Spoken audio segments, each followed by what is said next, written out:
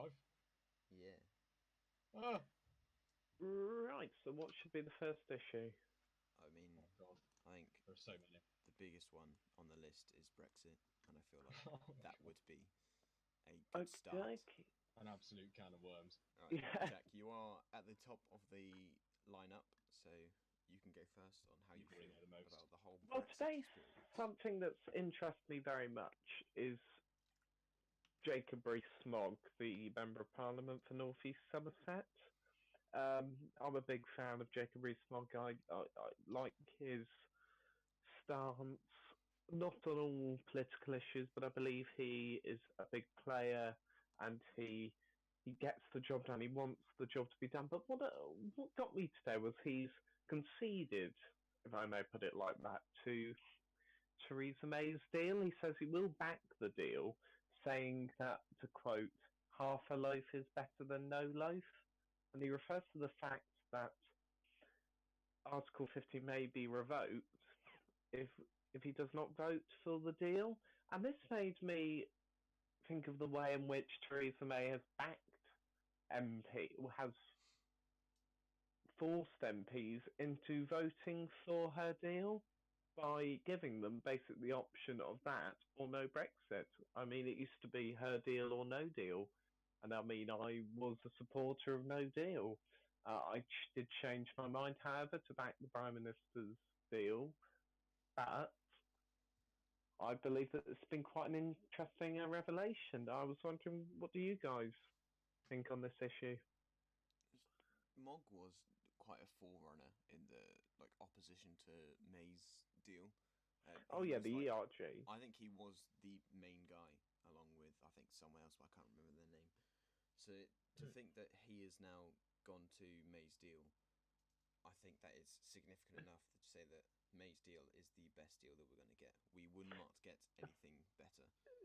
Exactly. I mean, the idea that this petition that everyone's heard about Article 50 getting revoked, and it's had 5.5 million signatures, just goes to prove that there's people out there who want to thwart Brexit. I believe that this is an issue now. We must save democracy. Put Well, it I think in it a is actually heroic way. referendums, which is what Brexit was initially. They Yeah. aren't legally binding, so the government took the advice from the public and they gauged what the Yeah. public wanted. But referendums, they don't have to act on them. It's just we think this, thank you. And then they asked, that was like, oh, thanks guys for answering. Now, theoretically, that's possible. But I think in practice, once the public has been brought to such a massive issue like Brexit, that they'd have to act on something like that. Definitely. I mean, the vote in 2016 highlighted the real concern people have about Europe. I mean, we've been a country that's been a big player in the EU machine, if I can put it that way. And we've now decided that we've got to throw off the shackles of bureaucracy and actually move on and live our lives without restrictions. I mean, the EU, I'm a big Brexiteer, obviously. The EU is just a massive regulating machine that doesn't know when to stop. Obviously, being a conservative, I look at regulations not always in the most positive of way. I'm a big fan of environmental regulations, but when I look at regulations on things such as driving, automobiles, stuff like that, I believe that there's an overreach on the EU's part, and I think people feel that. I mean, people feel that with the EU's inability to listen to the will of the people and change it. The EU has changed us into a province, which has forced us to comply with their rules, and people are fed up. People want out. I want out. Why do we want to send 350 million a week to the EU? We do get some of that back, so it's 180 million. That's still 180 million. I mean, take that control at the end of the day. We vote for our political party, and they govern us, and they must do with sovereignty. What do you feel about this, Kyle? For me, at the beginning, I was very torn. The EU, I saw it as a sort of safety net originally. Yeah, so I saw it as Yeah. as something that if everything fails, we can fall back onto. But Mm. there has been a lot of legislation passed in their version of Parliament that has really, really made me wary. Really made me start to think, sort of, yeah, okay, we need out. The Article 13, huge example of this. Oh, It's definitely. going to cause just an unbelievable rippling effect. for those unfamiliar, Article 13. Because I don't know what it is. Article 13 is from. I'm not 100% clued up. I'll get it up on my Article phone. 13. As far as I'm aware, as far as I've looked into it, it's something that solidifies copyright law so that it doesn't matter that what one. context. Doesn't matter what Yeah. context. It just matters that it's copyrighted. Yeah. It's like To it's me- the meme ban, basically. Yes, Mhm. yes, it's going to end memes basically, and it's going to end parody. It's going to end those forms of comedy, which are such massive social factors that we see these days. You see meme pages with millions of followers. People love that stuff. There's political memes. There's like memes based on so many different subcultures, so many different sort of The Article Um, 13 has passed by 348 to 274 votes in the EU Parliament. I mean, it's quite a controversial issue, definitely. People weren't happy about it. I mean, especially Gerald Batten, leader of the UKIP party. He wasn't very pleased about it. Anyway, sorry, Carl, I interrupted you. No, that's quite right. It's to me, it seems like a very strangely totalitarian sort of almost fascist controlling of speech that is clouded behind this layer of sort of it's just a copyright law. No, there's something more to it than that because it's so hardcore. It's so un like it's a very harsh bill. It's It's almost very, a form of censorship if you think yeah, about it. yeah, it is. To be And written it gives in and it full, gives the and it gives copyright lawyers and large companies a lot more control over what people say and It's a what lot like things. the problem with YouTube are having, and like a lot of big YouTubers are having with advertisers, and Yeah, the copyright system just easily being able to be abused. yeah, Jack, you 100%. okay, cool. oh no, sorry, I coughed then, so I muted it. Um, to have written in full, the directive is the European Union Directive of Copyright and Digital Single Market. To use in full, the name requires the likes of YouTube, Facebook, and Twitter to take more responsibility for copyrighted materials being shared illegally on their platform. The way I look at this, how do we determine if something's illegal, though? Is this an issue where we imagine stuff to be illegal and and the likes of social media become more overprotected and act too soon, taking down um, legal sources? Because I mean, the likes of social media aren't regulated in the way that they could be, and they may start to take down and target political views due to their basic people's views. I mean, the right wing pages on Facebook are targeted extremely. I mean, for example, Tommy Robinson, he's had his page taken down many times. I don't agree with what Tommy Robinson has to say. If he has the right to say it. Yeah, 100%. It's the it comes back to the age-old phrase of I may not agree with what you're saying, but I will fight for your right to say it. Yeah. And that has to stretch across the entire political spectrum. You can't. It's like saying that this political view is okay, but this one isn't. Why is that one not okay? Oh, because it does this, that, and the other. Yeah, but the more I don't really know what point I'm trying to make here, but if you try and ban things, people generally turn towards them and think, "Oh, that's cool." It's Definitely. people are drawn to fascism. I think you could use an Yes, example of Nazism is widely criticised for like the mass genocides, Hitler, Holocaust. But then you look at the complete opposite spectrum of like anarchism and communism, and under Mao and Stalin, there has been hundreds of millions of deaths just from the regimes, and they're totalitarian dictators, much like the fascist regime. But because the Nazis are more right leaning, or are very right leaning, and they were like everyone went against them, they're seen as more dangerous. Yeah, But the truth is that the left wing and like more socially accepted in quotation marks like socially accepted parties are seen as more, but they're the more violent and destructive ones. yeah, 100%. 100, what? Yeah, definitely 100%. I mean, the problem now in Europe is especially the rise of populism.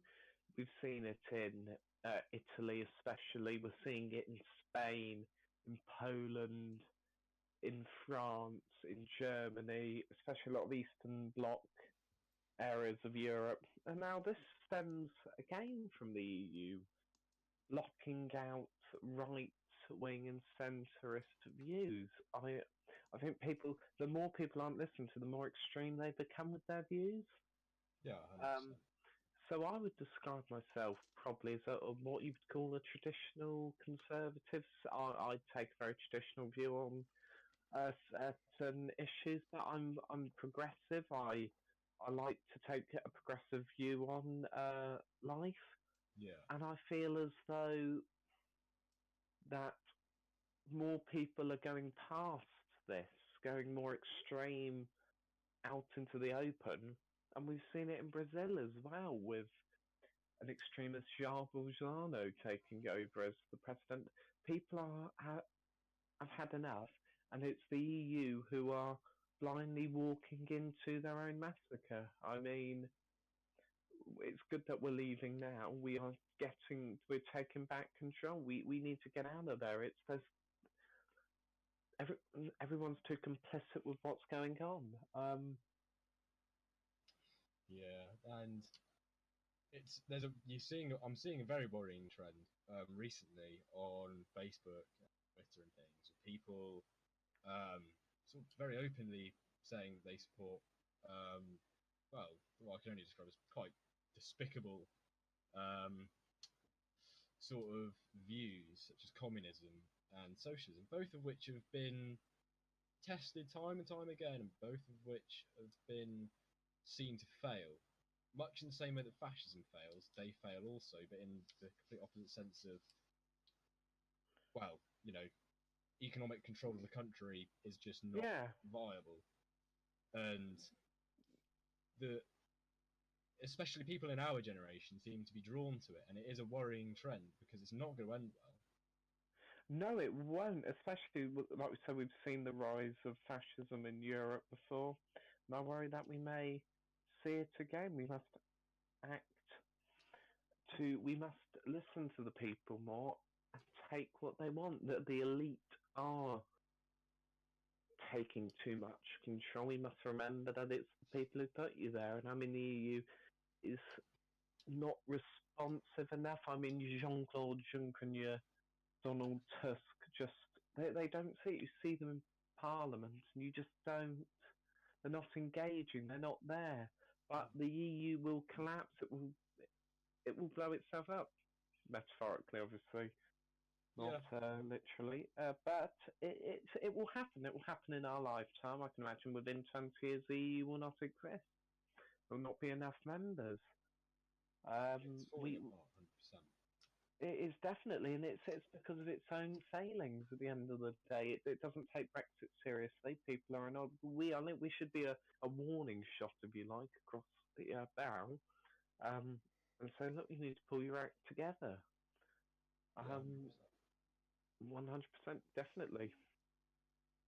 It's just, hmm. And I'm sure you guys have probably seen this in your area. I know I definitely. Well, it's people. our age Yeah. and younger are being massively drawn to far left ideologies, and ideologies that pertain mainly to identity politics. And it's Yeah. an extraordinarily unhealthy way to look at the world through people in just lump sums as just groups. Like, you are not an individual, you are just one part of the collective. And that's an extraordinarily unhealthy way to look at it. Oh, definitely, definitely. You see it all the time. Tom will especially see it at college. You'll see it where you work. I imagine I see it all the Yeah, time. 100%. I mean, there's a lot of there's a big problem with ideologies being spread by the concept of being liked.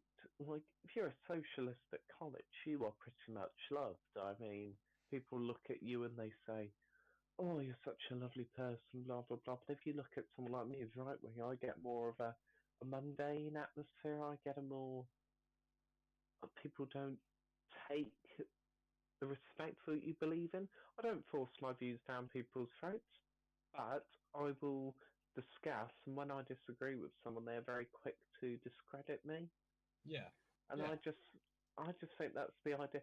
And with the greatest respect to the education system in this country, it's definitely schools that have played a part. Teachers are very much, they are no longer the bystander. They get involved and they force their views. I see it in college, I saw it in school, and I think that that's causing issues itself with people becoming more extreme. Yeah. 100%.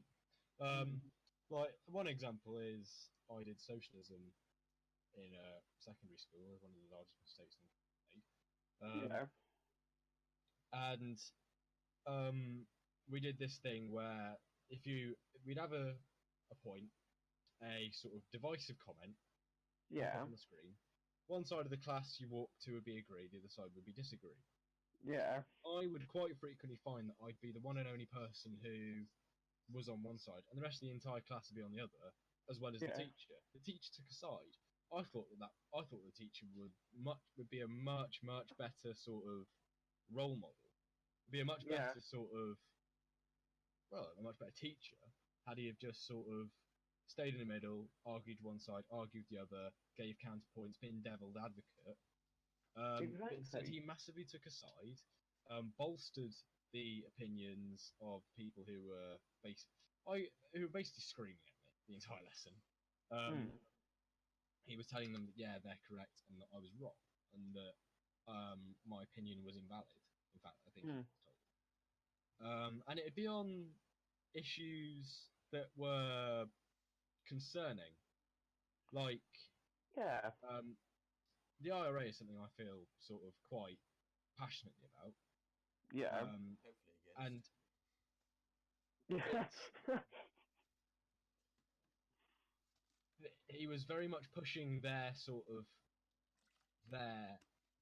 agenda in the mm. lesson, and I called them out on it once, and I said, "You realise that the IRA, It's a terrorist organisation. it's a terrorist organisation. There's no easy way of putting it. It's a terrorist organisation that has killed many people in our country. In fact, there was an IRA attack in Warrington when my dad used to live, on the gasworks there. Oh, right. It was a large gasworks. Had Yeah, that attack have been fully successful, there would have yeah, been hundreds, if not thousands, dead, including my dad. I wouldn't be here if the IRA was a little bit more successful. definitely. And also in Warrington, they planted a bomb in a bin in the centre of town, not near Yeah, a military base or anything, in the centre of a town, in the centre of like a shopping mall, yeah. and that detonated. The only people it killed were kids. It killed two kids. It's Um, disgraceful. I mean, you look and at.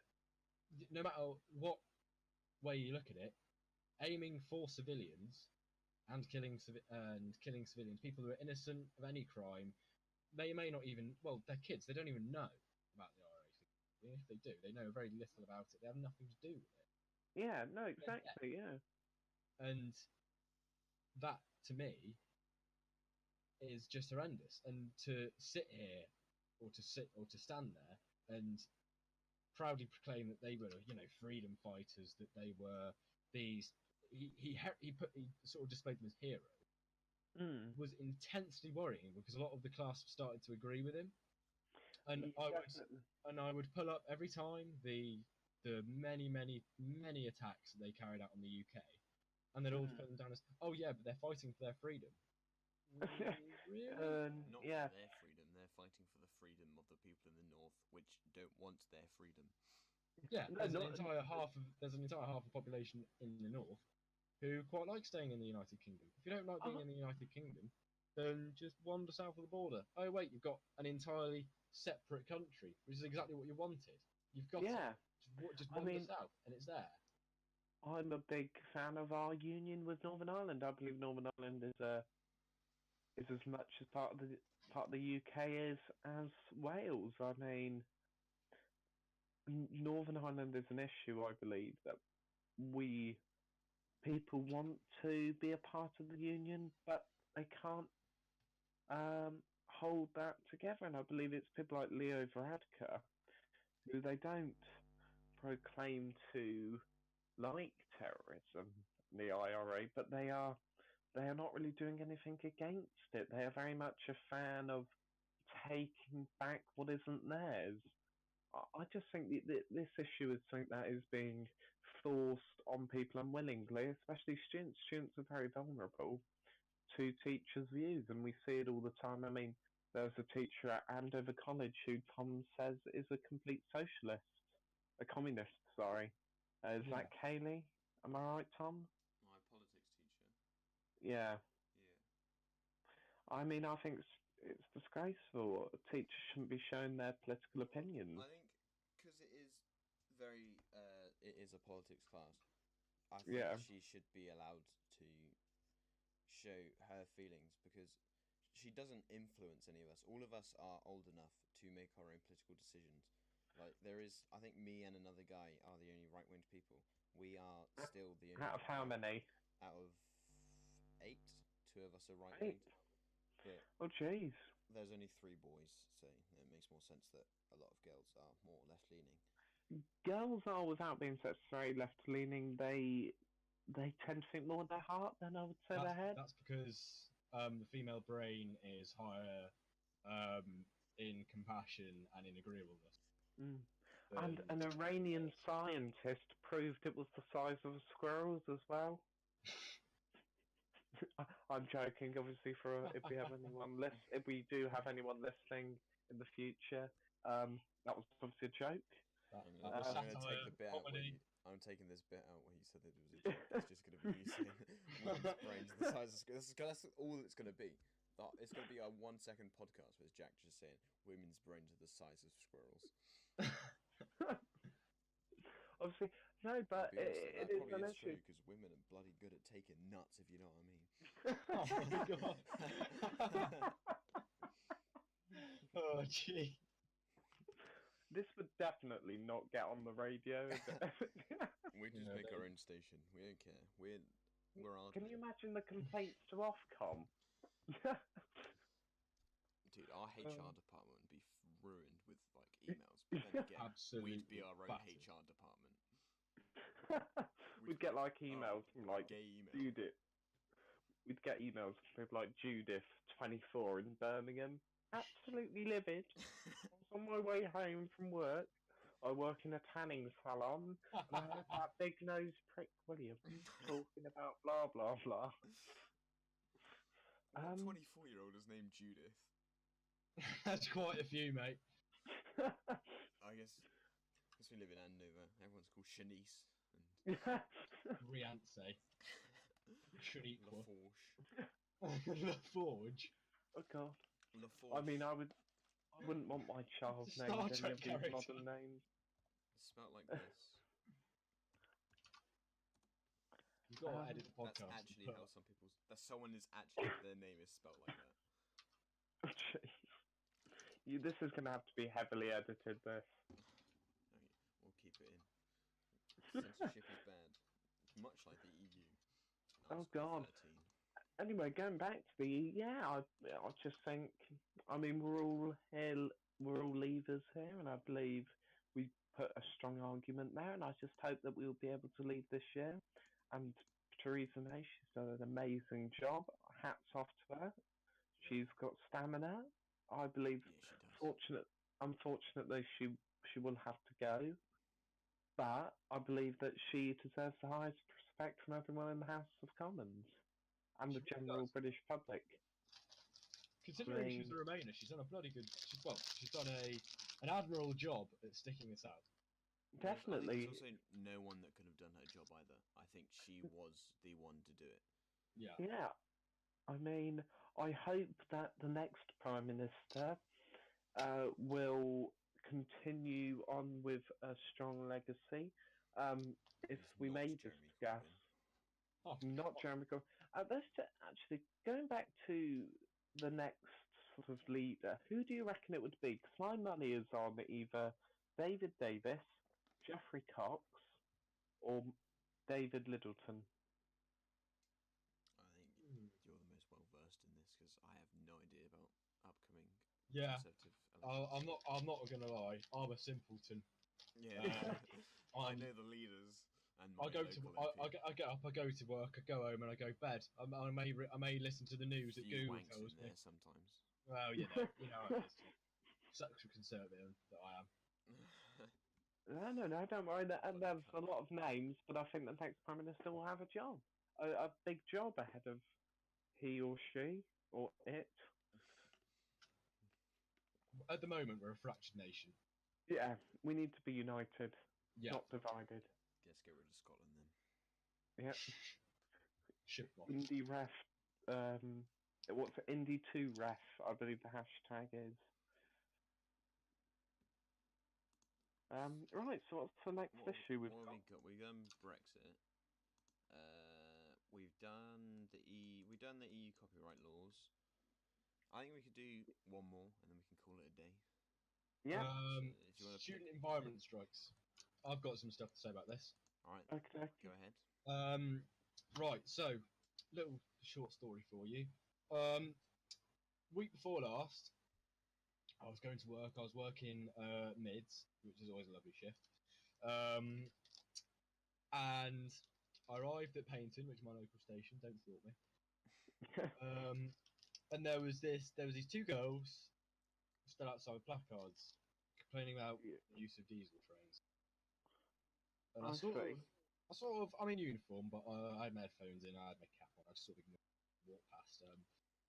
Went and said hello to the guys and said, was that towards my train? And they were both been stood behind me, and I turned around and they basically sort of tried to get me to engage in a debate, and I was sort of like, yeah, would talk, but I've got to go to work. And they're like, oh, he's coward, he's being cowardly, he's taking the easy road out, and that sat with me all day, and I was kind of annoyed by it. And I work in Exeter, and there was a large protest going on in Exeter, and there were quite a few people outside the station then, protesting about the use of diesel trains as well. So this is very weird. Nobody's ever really had an issue with it before, because trains are by far one of the most environmentally friendly forms of transport. Yeah. Even if they are diesel. And I sort of talked to one of them. I was like, do you actually know any of the stats about the emissions of our trains? And they were like, yeah, they produce an awful lot of CO2. And I'm like, well, do you know how much? Like, do you have any facts or figures to support your view? Not a single one of them could tell me anything of any value. They were just repeating the same points over and over again in a different way. And I went to them, so if I told you that a train is actually the most environmentally friendly way to travel, and this is the reason why, and I gave them loads of facts and figures and statistics that I just pulled up on my phone, they're very easy to find. And they were all at a loss, and they were all like, well, yeah, but they shouldn't be diesel. And I was like, well, do you have an alternative? And none of them did. Because hydrogen trains, whilst good, we don't have the infrastructure for that yet. And if there was a train crash with a hydrogen train, that's a big explosion. Considering diesel trains explode when they crash anyway, you're looking at a very large amount of fatalities, which is why they haven't been done sooner and why they're going to be something that has to be considered very carefully. But it was just very interesting to see all these people that had absolutely no idea what they were talking about. I think were literally using it as they were there for about an hour and a half, if that, and then they went home. One of them got in their mum's 4x4 and went home. Which I found quite entertaining. Mum's diesel 4x4. It was like this. It was like a Range Rover Evoque. It was a really nice car. It was like this matte white Range Rover Evoque. And I could see like the emissions coming out the back of it, and I was like, oh my god. Oh. They were using it as a ploy to bunk off of school. Now I'm sure they weren't all doing that, but it seems like a vast majority of them were. It was just frustrating to me because they're throwing away actual education, actual days in education, where they could be learning something actually of value and doing something that could progress for the future. So they're wasting their time stood out on the street protesting something that everybody agrees on. Everybody agrees that climate change is bad and that climate change is happening. Donald Trump. Well, no, but there's a few select people, but they are moronic cunts. Yeah. Well, yeah, exactly. But everybody in our country, I'm pretty sure, can agree that, well, nobody likes climate change because it's bad. Like, yeah, we get hot summers and we get some snow, and that's nice. But then you think, oh, wait, the ecological devastation that we're suffering is going to be immense. But you need to research it before you actually come to me with any sort of reasonable protest. Because if you're just protesting things that don't make sense, it's just ridiculous, and it's not going to change anybody's mind. If anything, it's going to alienate them.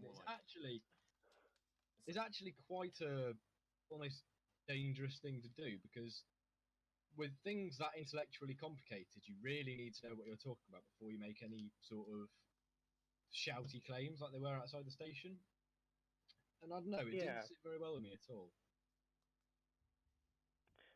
Definitely. I mean, when we look at an issue such as climate change, we generally skip over a lot of the issues, and I believe people's inability to register the knowledge on climate change is the reason why most people take an extreme view. I mean, in the UK, emissions have fallen by 43% from 1990s levels. I mean, I've got it up on my iPad right now, so I haven't got that off the top of my head, but we've reduced emissions. We've also promised to phase out coal, which is the most polluting energy source, by 2025. That is an issue. That is a subject that isn't well known as well. I mean, most people still think that most of the energy in this country comes from coal. I mean, a third of our energy is renewable.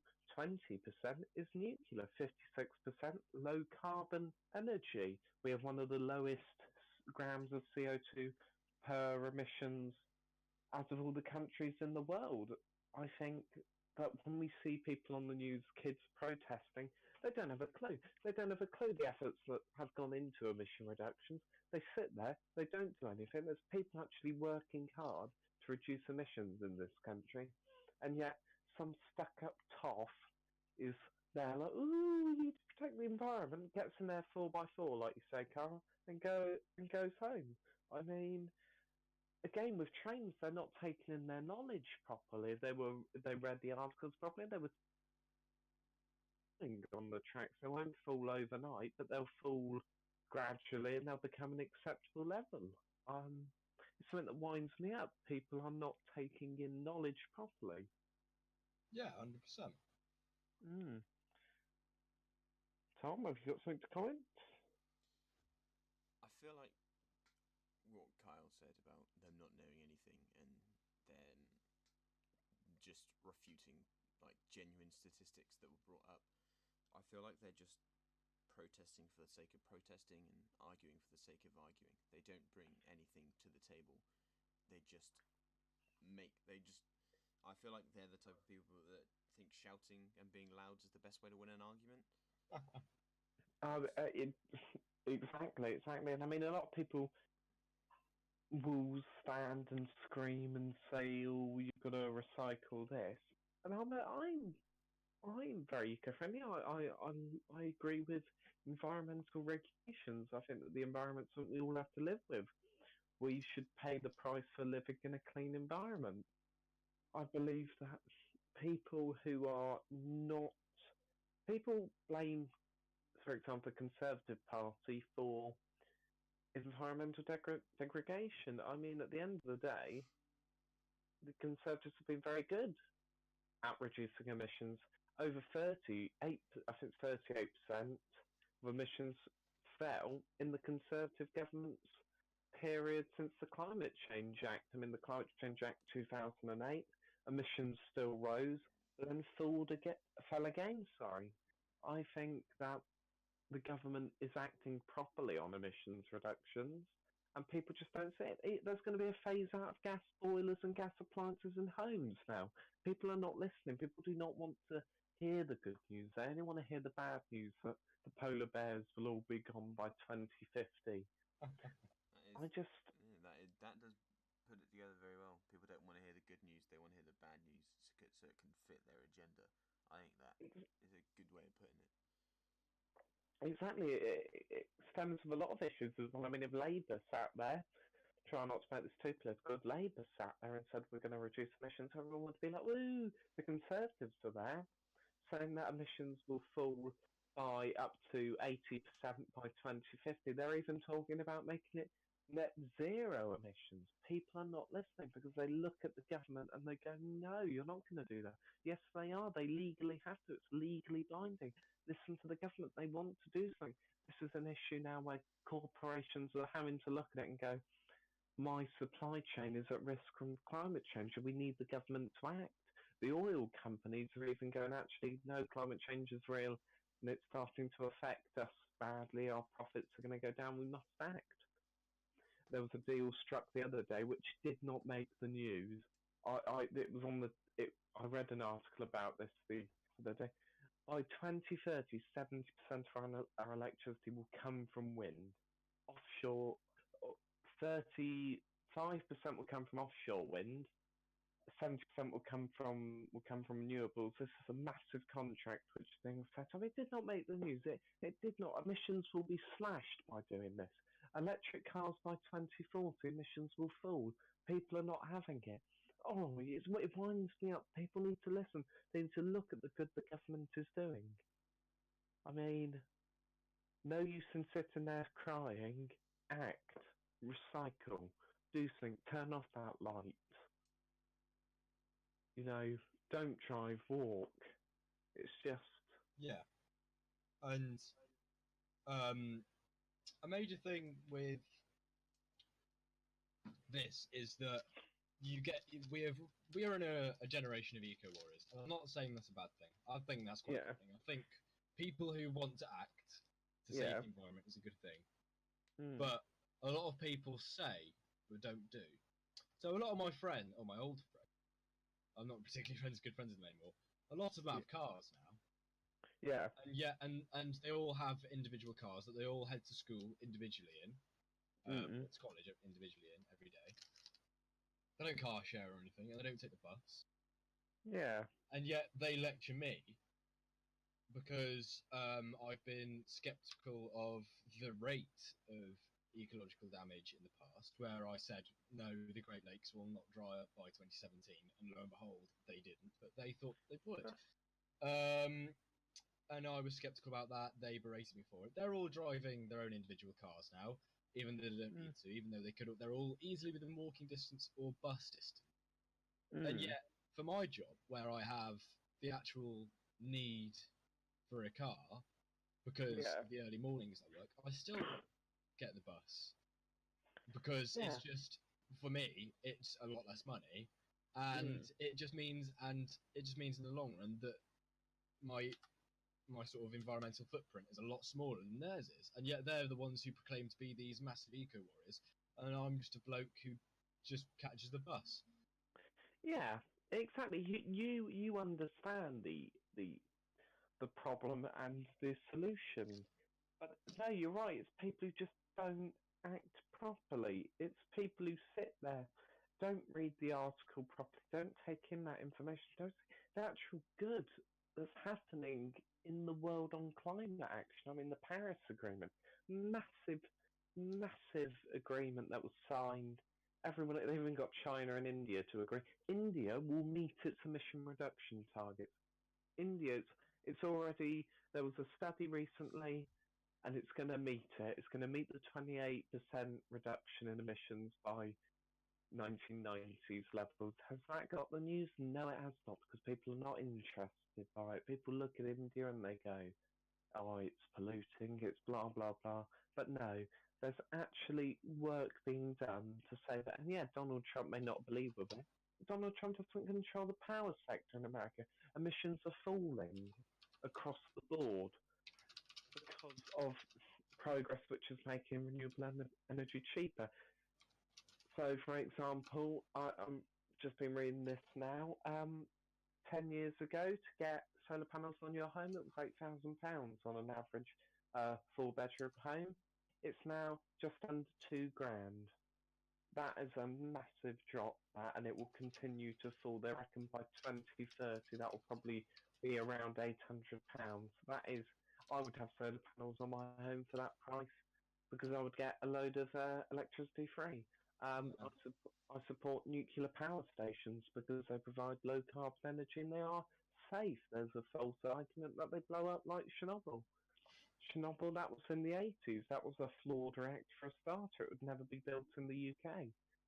And also, Chernobyl was actually the company that owned the nuclear reactor testing. What happened if you turn the coolant systems off? Exactly. Which, as you can imagine, was not a good idea. No, it was not a good idea, and the people in charge didn't look at it properly. I mean, this was the Soviet Union. It was a secret organisation. It wasn't going to be open about it. Here we're very open. And what annoys me is you see people there that when a gas-fired power station opens, they don't blink, but the second you want to build your nuclear power station, it's going to provide power for 7 million homes, and it's going to have the emissions per kilowatt of around 20 grams compared to coal, which is 800 grams of CO2 per kilowatt hour. Just, it doesn't make sense. They don't look at it, and it's just, please open your eyes. You are blindly walking into this issue. It's sometimes the public needs to be told no. We will do the action. You will witness. You will witness what we are doing to save the environment. Oh, it just. It's infuriating, isn't it? It's infuriating people how they are not willing to act in private, but willing to act in public. Yeah. And how the knowledge is so flawed that it just destroys the way in which we move on in this country. I mean, it's just, what can I say? I think we got even nailed there with Jack. What was that? You seem very passionate about that. With you. It's something. It's something that gets to me. It's something that gets to me. It gets to Kyle as well. I can imagine it probably gets to you as well, Tom. It's people who don't research properly. I mean, we research our information properly. I know both of you. I know that you research what you're going to say, whereas people will not, and it will basically spread fake information or fake news, if you like. So there's a few people on Facebook sharing loads of things about Brexit and whatever and what have you, and a lot of the information they share, it's on Facebook, and yet they still believe it, and it's absolute bullshit. Like there's that thing about Article 61 from the Magna Carta, the Magna Carta being made in 1215, over 800 years ago, and they're still using that as a reference for our constitution and current day politics. They also somehow believed that they didn't research it at all, and Article 61 in the Constitution was basically saying, or they thought that it said that you can revolt against a government if you feel like you're being unfairly treated. Article 61 is actually about we don't like being taxed as much as we are, so we're not going to pay taxes to the Treasury. That's what that was. Not about revolting against the government when they don't feel like they're being treated fairly against constitutional changes like Brexit. It's just people don't research anything.